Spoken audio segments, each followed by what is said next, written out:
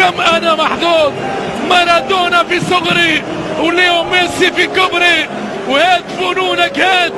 ايش الدلال يا ليو، شنو هالجمال يا ليو.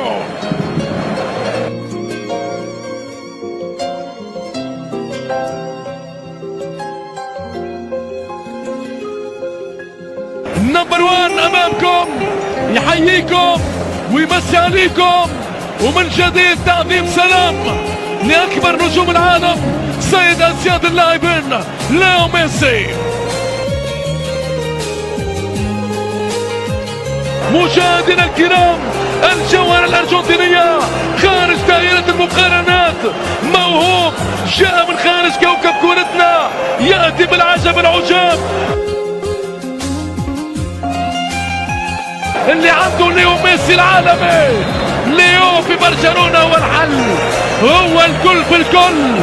قلت لكم مشاهدينا الكرام، ميسي سلطان الكرة، ليو أكبر أسطورة.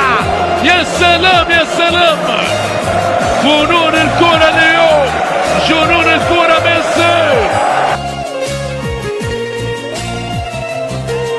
سولاته في كل مكان، يلعب يا سيد اللاعبين، احكم باحكامك يا ليو، اتسلطن الزمان زمانك يا ليو. الملاعب العالمية مشاهدينا الكرام تشهد الاسحار، الجوهرة الارجنتينية في الكرة العالمية. الكرة الارجنتينية في ابهى مظاهرها مع ليو ميسي. جول!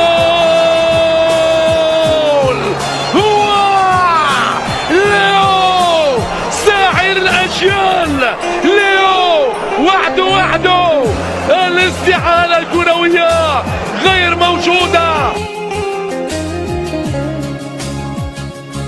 يا ليو يا ليو، شنو هذا؟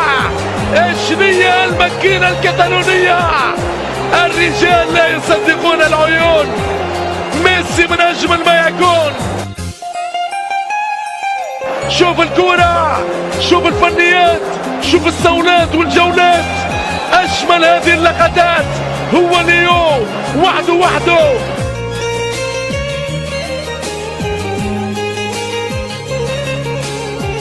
نار نار نار يا حبيبي نار، لا القلم قادر على وصفه ولا اللسان قادر على الحديث على اجمل الاقدام. نعاود نقول ونزيد نقول، كم انا محظوظ. مارادونا في صغري وليو ميسي في كبري. متعة العين نجم الارجنتين، حبيب الملايين، ولا شاعر في العالم قادر ان يصف هذا النجم العالمي ليو ميسي.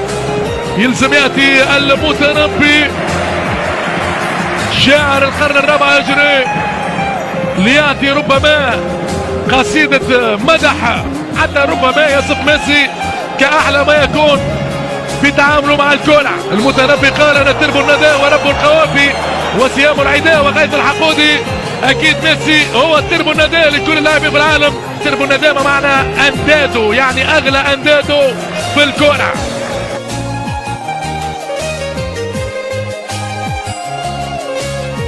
متعة العين الأرجنتيني حبيب الملايين، لما نحكي عليه ساحر الأجيال ليو وحده. كل كرات العالم الذهبية لا تكفي ليو. الجلد المدور، الكرة بذاتها وبباطنها تعشق ليو إلى حد الجنون. ترى في أقدام الأرجنتيني موناليزا للفنون، هو النجم الأول للكرة العالمية ليو، الجوهرة الأرجنتينية.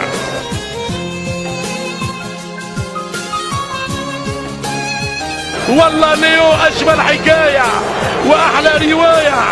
ليو جمالك كل الجمال، يا ميسي دلالك كل الدلال. سنين والله من العمر تعدي بمتعة وإيقاعات هذا الأرجنتين الخرافي.